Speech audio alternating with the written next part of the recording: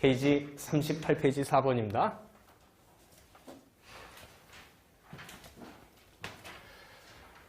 자, 다시 법적 3단 논법으로 가서 자, 법적인 결론 도출했다. 이래도 될까? 라고 수정 작업으로 신의칙을 검토하는 것이 예외적으로 인정이 되고 있다. 민법 2조에 의하여. 됐죠? 하지만 사건에 따라서는 안 돼요. 이런 거 하지 마세요. 신의칙, 즉 2조 쓰면 안 되는 사건입니다. 라는 사건도 충분히 있을 수 있습니다. 아니, 이건 저 사람이 나쁜데요, 분명히. 그래도 안 되는 경우가 있습니다. 됐죠?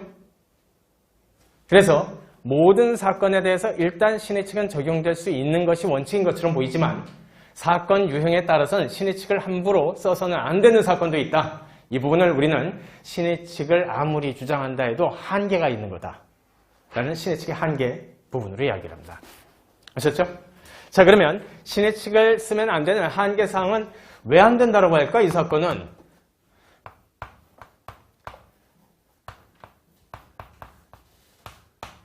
이와 같은 법적 결론이 도출되게 된 당해 법률 규정, 이것이 강행 규정이기 때문에 강행 규정이라고 하는 것은 말 그대로 규정이 그리 되어 있으면 그대로 강행하세요 라는 소리죠. 무슨 말씀인지 아시겠죠? 강행 규정 위반 사건의 경우에 신의칙을 만약에 쓰게 된다면 강행 규정이 강행 규정이 아니게 돼요.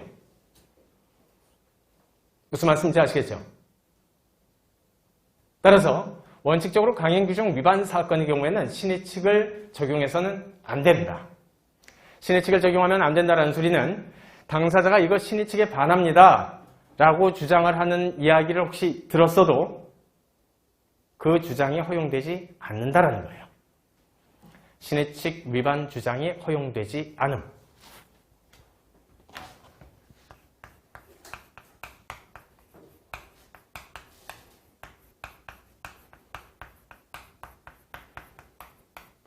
이게 허용되지 않음이라는 말입니다. 됐죠? 자, 일반 부분으로 들어가 봅니다.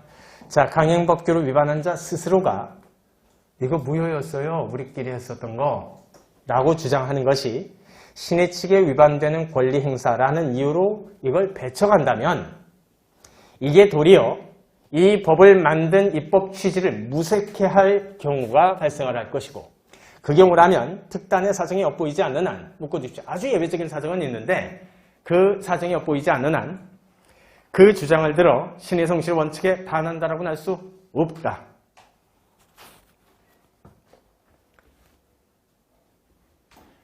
자, 여기서 그 주장이 뭔데요? 맨 뒷부분에 그러한 주장 묶어두시고요. 그 주장이 뭔데요? 문장 내에서 찾으십시오. 앞부분 묶어두십시오. 강행법규를 위반한 행위로서 무효라는 주장. 자, 계약을 체결했었던 두 당사자가 있었습니다. 계약 체결할 당시에는 아무 말 안 했는데 그 다음에 나중에 계약 이행하라고 했더니 아, 우리끼리 했었던 그 계약 이거 강행법규 위반으로서 무효였었어요. 그러니까 나 그렇게 못하겠어요. 라고 했더니 너 이제 와서 딴소리니? 지난번엔 해주겠다라고 하면서 이제 와서 딴소리 하면 거짓말한 거잖아요. 그죠? 거짓말을 하는 것은 해도 되나요? 안 되지요. 따라서 신의 성실 원칙 위반이라고 주장을 한 겁니다. 무슨 말씀인지 아시겠죠? 여기에 대해 대법원은 그 주장 해도 됩니다. 라는 거예요. 그런데 이 문장 자체가 시험 문제는 어마어마하게 많이 나왔거든요. 어마어마하게요. 근데 낼 때마다들 틀려요. 이게 말이 뭐가 이러냐? 붙어요. 말의 착시 현상이 발생해요. 그 주장이 뭔지 그 부분이 가장 명확하게 확인해 두셔야 되고 두 번째, 최근 들어서 많이 출제된 형태는 이건 언제나 그렇다면 아닙니다. 특단의 사정이 혹시 엿보인다면 특단의 사정이 있다면 혹시 예외가 될 수도 있습니다. 하지만 그러한 사정이 엿보이지 않는 한 원칙적으로는 안 된다는 소리입니다. 그렇죠? 됐죠? 자, 시험 문제 엄청나게 많이 나왔었던 지문이고 나올 때마다 강사야 너 도대체 이게 뭔 말이니? 이렇게 자꾸 물어보세요. 예전에 제가 시험 볼 때도 실수 많이 했습니다. 요팔려가지고 이 문구 때문에 도대체 뭐라고 쓴 거냐 때문에. 아셨죠? 계속 주의해 두셔야 됩니다. 그래서 자, 문제된 사건은 결국 어느 법률 규정이, 즉 이때 도출된 이 사건에 대한 법률 규정이 강행 규정인지 아닌지 그것부터 도출해야 되는 겁니다. 무슨 말씀인지 아시겠죠? 그와 관련된 판례들이 이제 시작된다.